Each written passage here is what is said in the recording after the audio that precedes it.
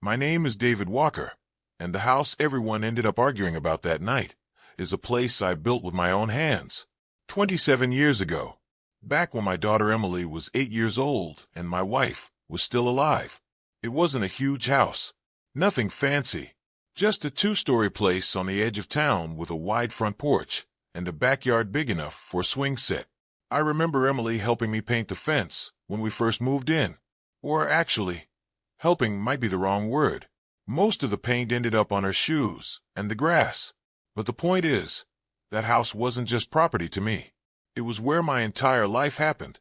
After my wife passed away when Emily was 10, that house became the center of everything. Birthday parties, high school graduations, late-night talks at the kitchen table when Emily was trying to decide which college to attend.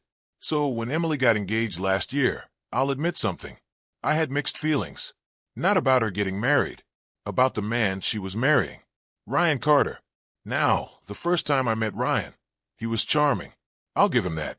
Confident, well-dressed, the kind of guy who shakes your hand like he already knows he's made a good impression.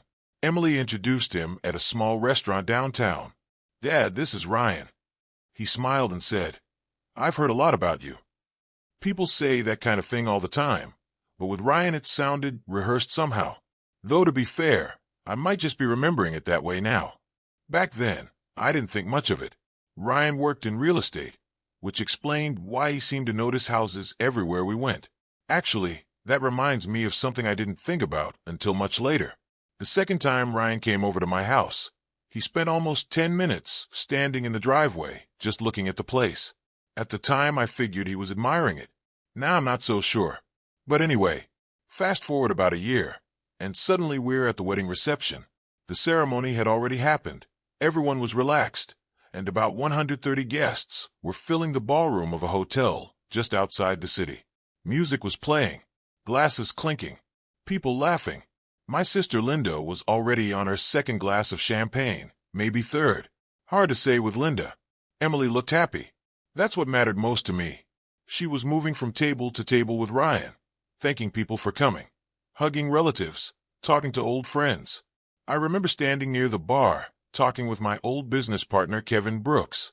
Kevin and I ran a contracting company together for almost 20 years before I retired. He leaned toward me and said quietly, "You holding up okay?" I knew what he meant. Fathers always get asked that question at their daughter's wedding. "Yeah," I said. "I'm good." And I meant it. Mostly. Then Kevin got pulled away by someone else, and I walked toward the dessert table to grab a cup of coffee. I had just picked up the cup when someone grabbed my arm. Not aggressively, but firmly enough that it stopped me mid-step. I turned around, and there was Ryan, my brand-new son-in-law. Now, at first I assumed he needed something related to the wedding. Maybe Emily had asked for me. Maybe there was some last-minute issue with the schedule. But Ryan didn't look stressed. He looked calm, almost expectant. "Hey, David," he said. His hand was still holding my arm. That part felt a little strange, but I ignored it. "What's up?" I asked. Ryan glanced around the room for a second, like he was checking who might be close enough to hear us. Then he leaned a little closer and said something that made absolutely no sense. "The house keys." I blinked at him. "I'm sorry," I said.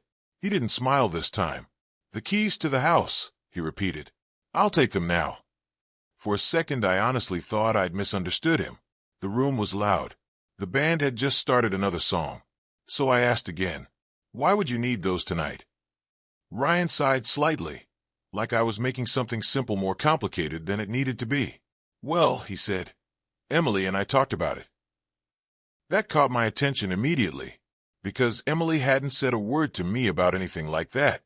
Ryan continued, "You told her the house would be hers eventually." Now that part was technically true. Years ago I told Emily that someday the house would belong to her. Parents say things like that all the time, but Ryan was saying it like it was already decided, already happening. And then he did something that really threw me off. He held out his hand. "Waiting. For the keys," he said. I stared at him for a moment, trying to figure out if this was some kind of awkward joke. But Ryan's face was completely serious. That's when Emily's maid of honor, Sarah Bennett, walked past us. She slowed down when she saw us standing there. "Everything okay?" she asked. Ryan immediately dropped his hand. Of course, he said with a quick smile. Sarah looked at me for a second longer than usual, like she sensed something wasn't right. But before she could say anything else, the wedding planner called her from across the room, and Sarah walked away. Ryan turned back to me. His smile was gone now. Don't make this awkward, he said quietly. Something about the way he said that sentence. Cold, certain, like the outcome was already supposed to be decided. That's when I finally understood. Ryan wasn't asking. He was expecting. I took a breath, looked him straight in the eye, and said one word. No. Ryan stared at me. You're refusing, he asked. Yes. And that's when my new son-in-law shoved me. Right there, in the middle of my daughter's wedding reception. And for a few seconds, the entire ballroom went silent. For a moment after Ryan shoved me, I honestly thought maybe I had lost my balance on my own. It sounds strange saying that now, but your mind does odd things in situations like that. It tries to find a reasonable explanation before accepting the obvious one. My coffee cup slipped from my hand and hit the floor. I still remember the sound of it shattering on the tile. The band stopped playing almost immediately, and suddenly the whole room was quiet. About 130 people had just watched the father of the bride stumble backward in the middle of the reception. I caught myself on the edge of a nearby table before I could fall. For a second I just stood there, steadying myself. Then I looked back at Ryan. He was staring at me like he couldn't believe what had just happened. Actually, no. That's not quite right. It wasn't shock on his face. It was frustration. Like I'd ruined something. That detail stuck with me later. Because most people, if they shove someone by accident, or even in anger, immediately try to fix it. Ryan didn't. He just stood there. Then the room started moving again. Chairs scraped. People whispered. My sister Linda pushed through a group of guests and rushed over. What the hell just happened? She said. Linda has never been the quiet type, even at weddings. I straightened up and brushed my jacket off. I'm fine, I said. Ryan quickly stepped forward. David lost his footing, he said to Linda. I tried to catch him. Now that was impressive. The way he said it. Smooth. Confident. Like the explanation had already been rehearsed. For a second I actually wondered if anyone would believe it. But then Kevin Brooks appeared beside us. Kevin looked from me, to the broken cup on the floor, to Ryan.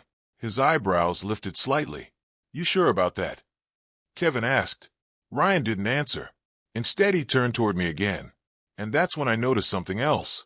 His jaw was tight. Not nervous. Angry. Very angry. And suddenly I realized something. Ryan hadn't expected me to refuse. Not even for a second.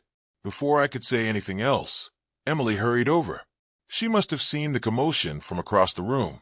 Her dress brushed the floor as she walked quickly toward us. Dad, she said. What happened? Now here's something I need to admit. In that moment, I almost told her everything. I almost said, your husband just demanded the keys to my house and shoved me when I said no. But I didn't. And I've asked myself a lot of times since then why I stayed quiet. Maybe it was because it was her wedding night.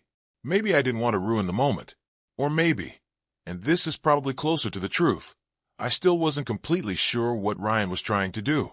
So I just said, nothing serious. I dropped my coffee. Emily looked relieved, but only slightly. She turned to Ryan. Everything okay? Ryan smiled at her. That same perfect smile he'd used all evening. Everything's fine, he said. Emily nodded, but before she could say anything else, Linda spoke again. Did you just shove him?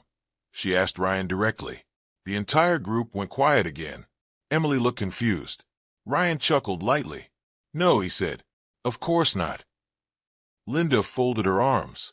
Now, if you've never met my sister Linda, you should know something. She has a very specific look she gives people when she knows they're lying. And Ryan was getting that look. You sure about that? She said. Before Ryan could answer, someone else stepped forward. Ryan's father, Daniel Carter. He had been sitting at one of the nearby tables. A tall man. Quiet type. He placed a hand on Ryan's shoulder. Let's all calm down, Daniel said. His voice wasn't loud, but it carried. This is a wedding. He looked at me. David, I'm sure this was just a misunderstanding. I studied him for a second. There was something about the way he said that sentence that stuck with me. Not defensive, not apologetic, more like cautious, as if he knew more about the situation than he was letting on. But I didn't respond. Instead, I looked around the room. People were pretending not to stare. The wedding planner, Michael Torres, was whispering urgently to the band. A couple of guests were picking up the broken cup pieces from the floor. And Ryan was still watching me, waiting, like the conversation between us wasn't finished yet. I realized something then. If I stayed in that room, this situation was going to turn into a full argument, maybe worse. And the last thing I wanted was my daughter's wedding turning into a scene. So I made a decision. A simple one. I looked at Emily. "You enjoy your night," I told her. She frowned. "Dad, where are you going?" "I just need some air," I said, which wasn't entirely true, but it was the easiest explanation. Then I turned toward Ryan. For a second, we just looked at each other. No words. But the message was clear. This wasn't over. Not even close. I walked past the tables, past the bar, past the guests who were pretending not to watch. When I reached the lobby, the noise of the reception faded behind me. The quiet felt strange. Outside, the evening air was cool. The parking lot lights buzzed softly overhead. I stood there for a moment, letting the silence settle. And that's when I realized something important. Ryan hadn't acted surprised when I refused. He'd acted angry, like I'd broken a plan. That thought kept turning over in my mind. And the more I thought about it, the more certain I became that something bigger was going on. So I reached into my pocket, pulled out my phone, and scrolled down to a number I hadn't called in almost 6 months. Mark Henderson, my lawyer. Actually, calling him wasn't the surprising part. The surprising part was what I said when he answered. "Mark," I told him, "I think it's time." There was a pause on the other end of the line. Then Mark said 4 words that changed the entire night. I was wondering when. Mark didn't sound surprised when he answered the phone. That was the first thing that struck me. Most people, when they get a call from a friend late in the evening, during what they know is their daughter's wedding day, start with something like, "Everything okay?" Mark didn't. Instead, after I said, "I think it's time," he paused for a second and then said quietly, "I was wondering when." I leaned against my truck in the parking lot and let out a slow breath. The night air felt colder than it had a few minutes earlier. "You remember the conversation we had in January?" I asked. Mark gave a small chuckle. "David," he said, "I'm a lawyer. I remember conversations like that for a living." That was true. Mark Henderson had been my lawyer for almost 20 years. But more than that, he'd become a friend somewhere along the way. He helped me set up my business contracts back when Kevin and I first started the company. Later, he handled all the paperwork when I sold my share of the business before retiring. And 6 months ago, he helped me arrange something else, something I hoped I would never need. "Something happened?" Mark asked. I watched a couple walking into the hotel lobby behind me. Guests from the reception. They didn't notice me standing in the shadows near the parking lot. "My son-in-law just demanded the keys to my house," I said. There was a pause on the line. Then Mark said, "Tonight?" "Tonight." Another pause. "Did you give them to him?" "No." "What did he do?" I hesitated for a moment before answering. "He shoved me."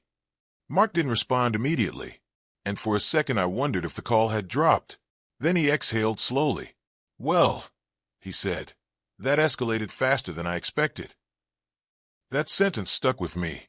Faster than he expected. Meaning he'd expected something eventually. I rubbed the back of my neck. "Yeah," I said. "Me too. Actually, that's not entirely true. I didn't expect something like that to happen at the wedding. But I had started noticing things about Ryan months earlier. Things that didn't quite sit right. I'll get to those in a minute, because the reason I was calling Mark that night started long before the wedding reception. "Do you want me to move forward?" Mark asked. I looked back at the hotel entrance. Through the glass doors, I could see people moving around inside. The band had started playing again, like nothing had happened. "Yeah," I said. "All right," Mark replied calmly. "Then we'll activate it."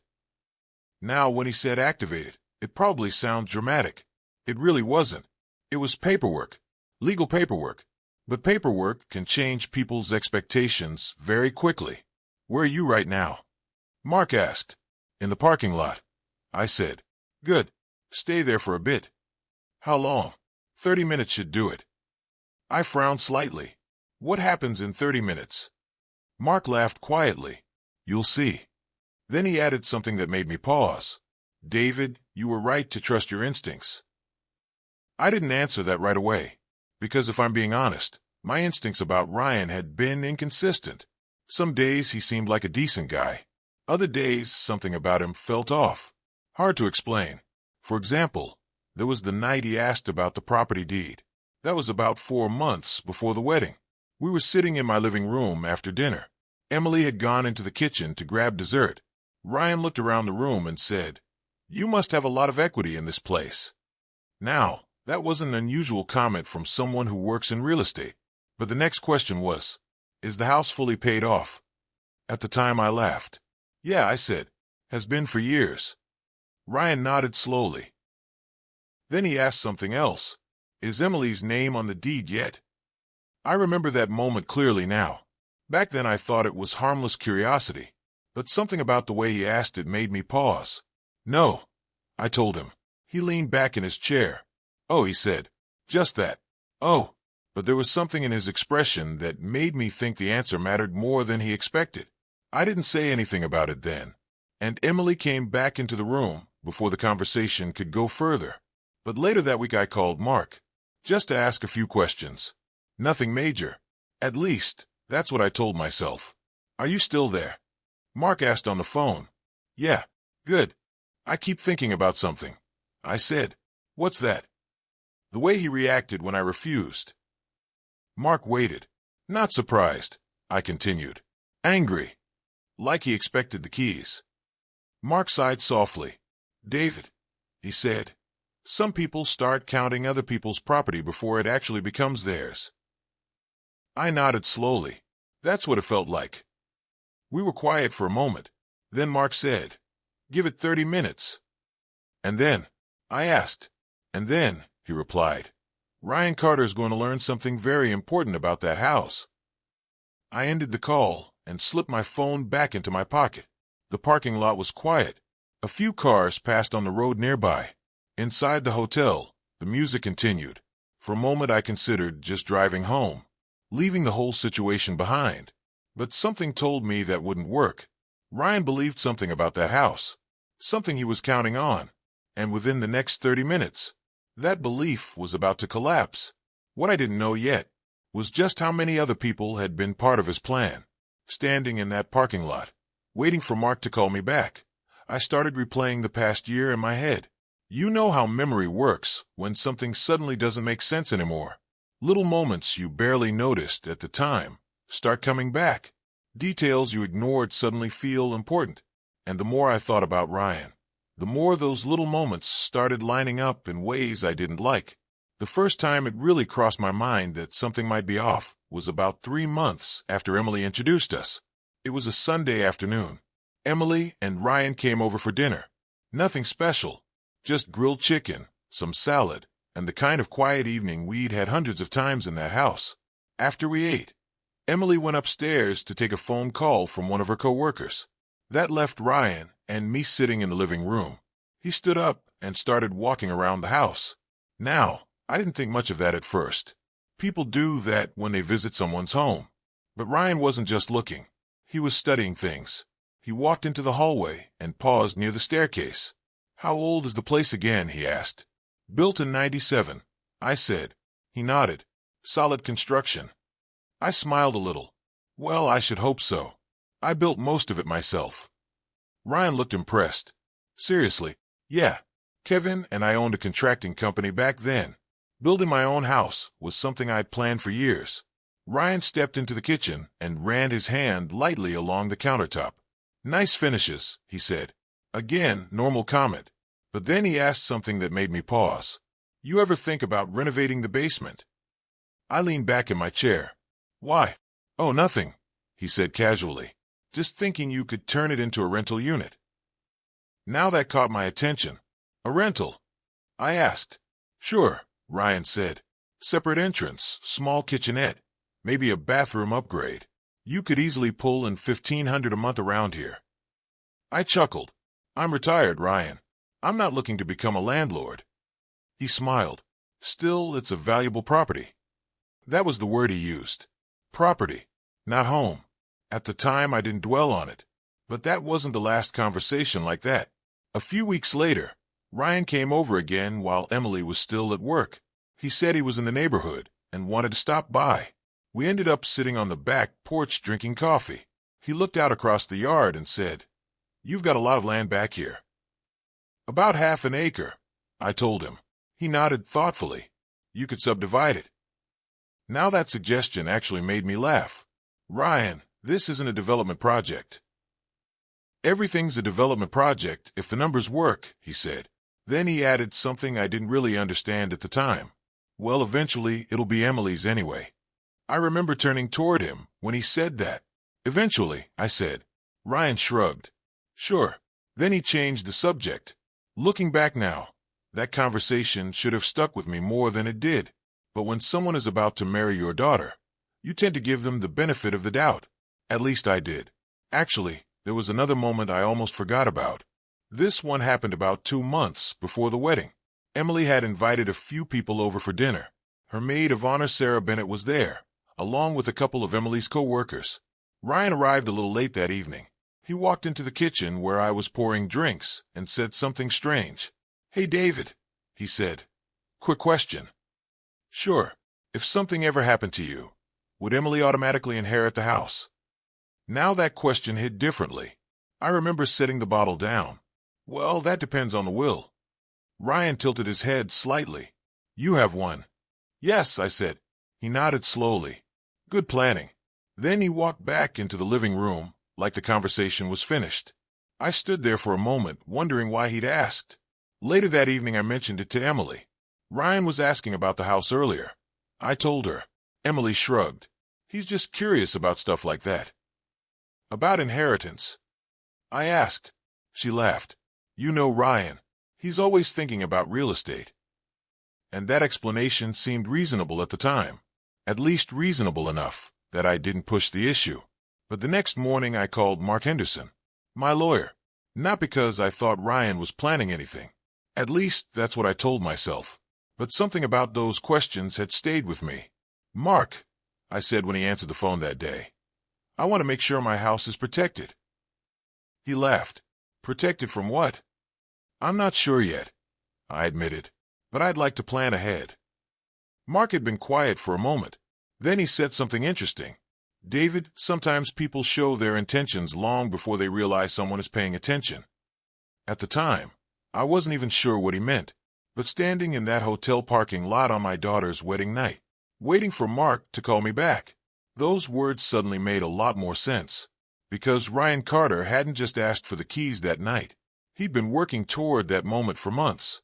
What I still didn't understand yet was who else knew about his plan, and that answer was about to reveal itself much sooner than I expected. About 15 minutes after I ended the call with Mark, my phone buzzed again. I expected it to be him. It wasn't. It was my sister Linda. I stared at the screen for a moment before answering, because if Linda was calling, that meant one thing. Things inside the reception had probably gotten complicated. "Where are you?" she asked the second I picked up. "In the parking lot." "You just walked out of your daughter's wedding," she said. "I know." Linda sighed loudly into the phone.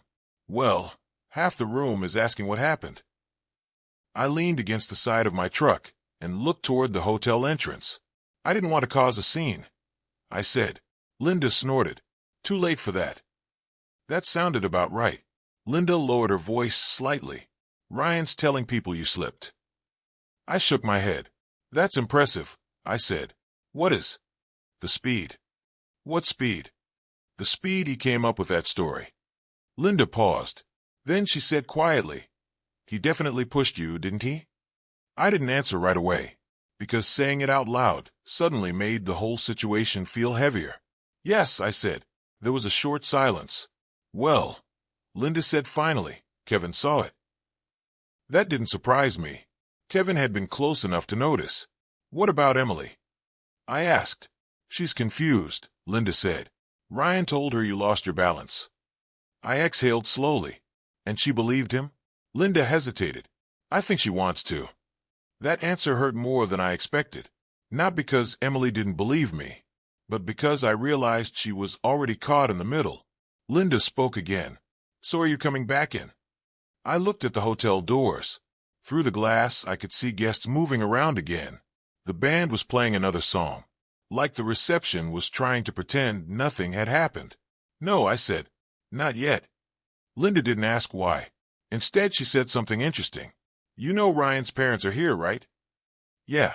Well, she continued, they've been watching the whole thing very carefully. What do you mean? His mother keeps whispering to him. His father hasn't said a word. That caught my attention. Daniel Carter, Ryan's father, a quiet man. But earlier inside the ballroom, when he stepped in to calm things down, something about his tone had stuck with me. He didn't seem surprised. Almost like he already knew something had been building. Stay where you are, Linda said. Why? Because someone's about to come outside. I frowned. Who? Linda lowered her voice again. Emily. And right on cue, the hotel doors opened. Emily stepped outside. Her wedding dress caught the light from the parking lot lamps. For a moment she just stood there looking around. Then she saw me. She walked toward me quickly. Dad, she said, breath slightly shaky. Why did you leave? Linda was still on the phone. I'll call you back, I told her.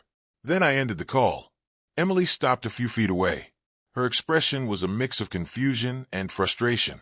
Ryan said you slipped, she said. I studied her face for a moment. She looked tired. Weddings do that to people. Did he also tell you what he asked me for? I said. Emily frowned. What do you mean? So he hadn't told her. Interesting. Ryan asked me for the keys to my house, I said. Emily blinked. What? The house keys? She stared at me like she was trying to understand the sentence. Why would he do that?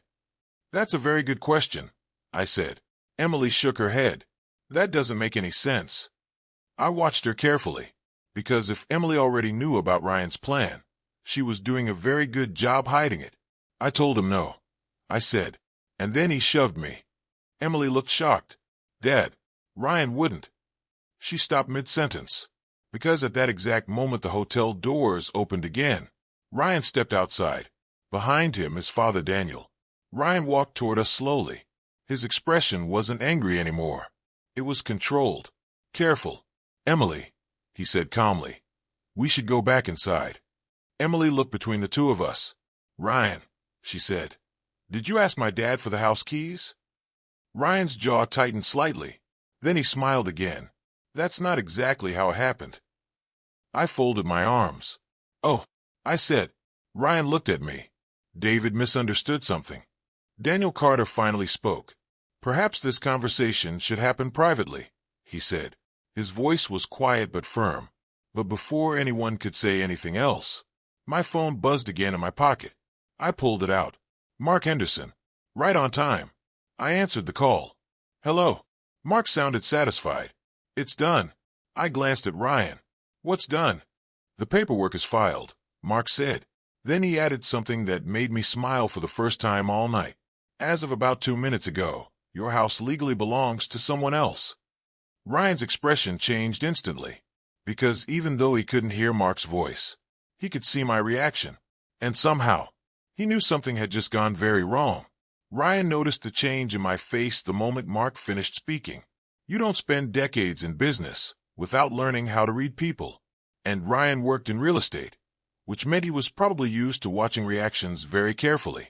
So when I slipped the phone back into my pocket and looked up again, he immediately knew something had shifted. What was that? Ryan asked. His voice was calm, but the calm felt forced. I didn't answer right away, partly because I was thinking about how to explain what had just happened, and partly because I was watching Daniel Carter, Ryan's father. Daniel had taken a step back, standing slightly behind his son, but his eyes were fixed on me. Not curious, not confused, calculating, which told me something important. He suspected what was coming. Emily looked between all of us. Can someone please tell me what's going on? She said. Her voice had that tight edge people get when they feel a situation slipping out of control. Ryan spoke before I could. Nothing's going on, he said quickly. But that wasn't true anymore. Not even close. I took a slow breath. Emily, I said. A few months ago I made a change to my estate plan. She frowned slightly. What kind of change? I glanced at Ryan before answering. The kind that prevents misunderstandings. Ryan crossed his arms. David, he said, this isn't really the time for. You're right, I interrupted calmly. It would have been better if we'd had this conversation earlier. Emily looked confused. Dad, what are you talking about? Before I answered, I realized something. There was a detail from earlier that I hadn't mentioned yet. Actually, it didn't seem important at the time, but now it probably was. About 6 weeks before the wedding, I ran into someone at the hardware store. Sarah Bennett, Emily's maid of honor. She was standing in the paint aisle looking frustrated. Choosing colors for the wedding decorations, she explained when she saw me. We talked for a few minutes. Just casual conversation. But right before we left, Sarah said something strange. Ryan talks about your house a lot, she said. I remember laughing. He likes real estate. I told her. Sarah hesitated. Yeah, but it's more than that. What do you mean? She shrugged. I don't know. Maybe it's nothing. Then she added something that stuck with me. He keeps telling people how amazing it is that you're giving it to Emily. Now that surprised me. Giving it to her? I said, that's what he told Kevin last week. Sarah replied. Kevin Brooks, my old business partner. Apparently Ryan had been talking about the house to several people. Like it was already settled. At the time I brushed it off. Probably just a misunderstanding. But standing in that parking lot now, I realized something. Ryan hadn't misunderstood. He had assumed. And assumptions can make people very confident, especially when they think they're about to gain something valuable. Dad, Emily said again, pulling me back to the present. I looked at her. Ryan believed something about my house. I said. Emily glanced at Ryan. What does that mean? Ryan spoke quickly. It means your dad's being dramatic. But I could see the tension in his shoulders now. The confidence was slipping. I continued. For the past few months, Ryan has been asking questions about the house. Emily frowned. What kind of questions? Ownership, the deed, whether your name was already on it. Ryan scoffed. So what? I work in real estate. That's true, I said. But real estate agents usually wait until someone actually owns a property before they start planning renovations. Ryan's eyes narrowed. Emily turned toward him. Renovations. I nodded. Basement rental unit. Backyard subdivision. Emily looked stunned. Ryan, is that true? Ryan hesitated. Just for a second. But that second told me everything. Daniel Carter finally spoke again. Ryan, he said quietly.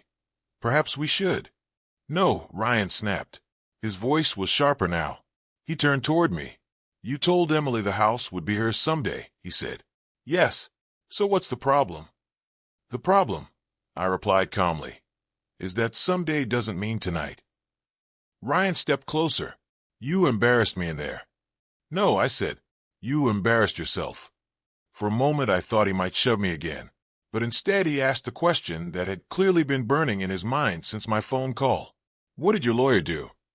The parking lot was silent. Even the traffic on the nearby road seemed quieter. I met Ryan's gaze. Ryan, I said, you were counting on that house becoming Emily's. He didn't answer, because he knew it was true. And once that happened, I continued, you assumed it would effectively belong to both of you. Emily slowly turned toward him. Ryan, he didn't look at her. His attention was still fixed on me. So what did you do? He asked again. This time I answered. I gave it away. Ryan blinked. What? My house, I said. As of tonight, it no longer belongs to me. Emily looked completely confused. Ryan looked something else. Panicked. But what he didn't realize yet was who the house actually belonged to now. And that part of the story was about to make his entire plan collapse. When I said the house no longer belonged to me, Ryan's expression changed in a way I hadn't seen before. Not anger, not confidence, fear. And that reaction alone told me something important. He hadn't just been curious about the house. He had been counting on it. Emily looked between us, completely lost. Dad, what do you mean you gave it away? She asked. Her voice sounded smaller now, like the ground under her was starting to shift. I took a slow breath, because this was the moment everything needed to be clear. About 6 months ago, I said, I met with my lawyer, Mark Henderson. Ryan's jaw tightened.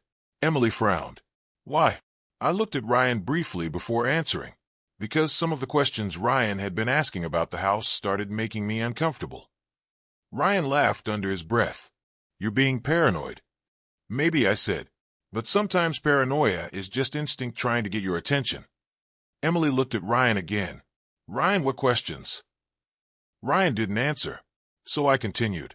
He asked about the deed, about inheritance, about turning the basement into a rental, about subdividing the backyard.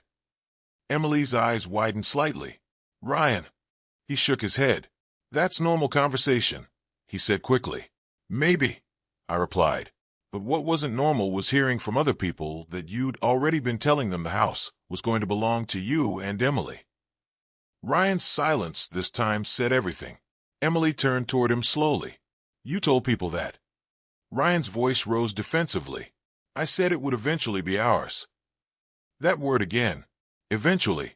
But he had clearly expected that timeline to move a lot faster. I folded my arms. That assumption is exactly why I made the change. Emily looked back at me. What change? I took another breath. Then I explained. 6 months ago, Mark helped me transfer ownership of the house into a living trust. Ryan's eyes narrowed. That doesn't mean anything, he said quickly. It means everything, I replied calmly. Emily looked confused. What's a living trust? Think of it like a legal container, I said. The house now belongs to the trust, not directly to me. Ryan stepped closer. So when you die, Emily gets it anyway. That confidence was creeping back into his voice, which told me he still believed the ending worked in his favor. But he didn't know the last detail yet. I shook my head slowly. No. Ryan frowned. What do you mean no? Emily looked between us again. Dad, who gets the house then? I met her eyes. Emily, the trust doesn't transfer ownership until 10 years after I'm gone. Ryan blinked. What?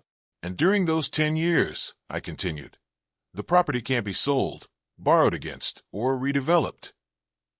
Ryan's face turned pale, because suddenly the math in his head stopped working. No, he said quietly. That's not possible.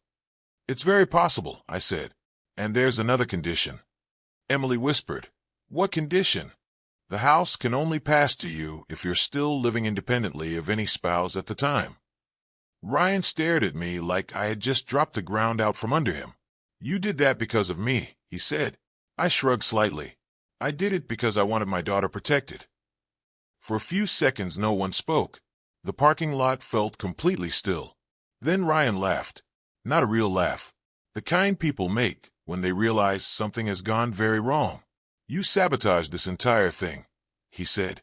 That depends on what you thought this thing was. I replied. Emily's voice finally broke through. Ryan, were you planning something with the house? Ryan didn't answer her, and that silence was louder than anything he could have said. Emily looked at him with a mixture of shock and hurt. You shoved my dad over a house, she said quietly. Ryan ran a hand through his hair. It was supposed to be ours eventually. That doesn't mean tonight, Emily said. Her voice sounded stronger now. For the first time that evening, she stepped away from him. I need some time, she said. Then she turned and walked back toward the hotel. Ryan watched her go, but he didn't follow. Instead, he looked back at me. You think you won, he said. I shook my head. This wasn't about winning. Then I got into my truck, and that was the last conversation Ryan and I ever had. Now, a lot happened after that night. Emily stayed married to Ryan for less than a year. Eventually, the truth about his finances and some debts he hadn't mentioned came out. She moved back into the house for a while after the divorce. Not permanently, just long enough to figure things out. And you know something? That house still feels the same. Same porch, same backyard, same kitchen table where Emily used to sit doing homework when she was a kid. Sometimes I think about that night at the wedding, and how one moment can reveal things about people you never expected to see. So let me ask you something. If someone publicly demanded something that important from you, something you spent your whole life building, Would you have handled it differently? Or would you have made the same phone call I did? So that's my story, folks. If it resonated with you, go ahead and hit that like button, subscribe to the channel, and tell me in the comments where you're listening from. I want to know how far David Walker voice travels. Sometimes protecting your family means setting boundaries people never expected.